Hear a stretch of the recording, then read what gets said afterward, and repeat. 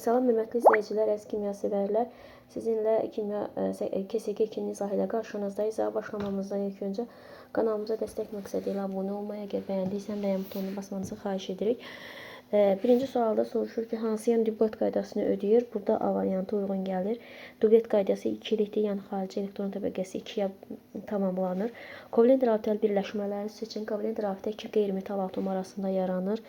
1 ilə 2 aiddir. Anionu müəyyən edin. Yadınızda anion mənfi yüklü ionlar, anionlar müsbət yüklü ionlar isə kationlardır. Burada da mənfi yüklü ionlar variantında qeyd edilir. Kristal quruluşuna görə maddələri seçin. Kristal quruluşlu maddələr. Kristal quruluşu maddələr xörək duzu və almazdır. Xörək duzu ion, almaz isə atom kristal qəfəsinə malikdir.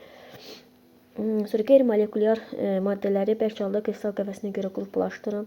İon kristal qəfəsli natrium xlordur, bir də kalsium karbonatdır. Atom kristal qəfəsi silisium 4 oksid, bir də silisiumdur. Metal kristal qəfəsli dəmir və alüminiumdur. Etil spirti isə molekul kristal qəfəsinə malikdir. Molekulyar quruluşlu maddə C variantında göstərilmişdir. Hansı birləşmələr ion dublet qaydasını, yəni ikilik qaydasını burada da A variantını ödəyir. Çünki bor özündən 3 elektron verir, xarici 2-yə bərabər hidrogen də özünə 1 elektron qəbul edir. 3 dənə hidrogen molekulu 2 ionlu quruluş əmələ gətirir. Yəni dublet qaydasını tamamlayır. Qeyri-molekulyar quruluşlu maddəni müəyyən edən burada natrium xlordur. Oket qaydasına görə xarici elektron təbəqəsində 8 elektron olmalıdır. İonları müəyyən edən kationa natrium və kalsium aiddir. Aniona isə xlor və fosfor aiddir.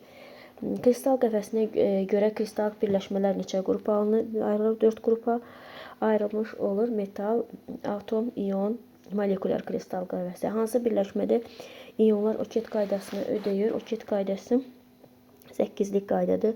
Y variantına uyğundur. Natrium özündən 1 elektron verir.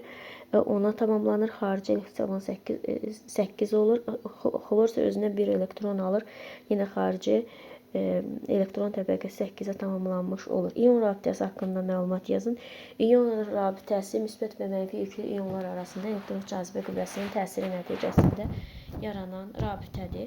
Oket qaydasını ödəyəni alüminiumdur. Burada isə deyir ki, kalsium və fosfor arasındakı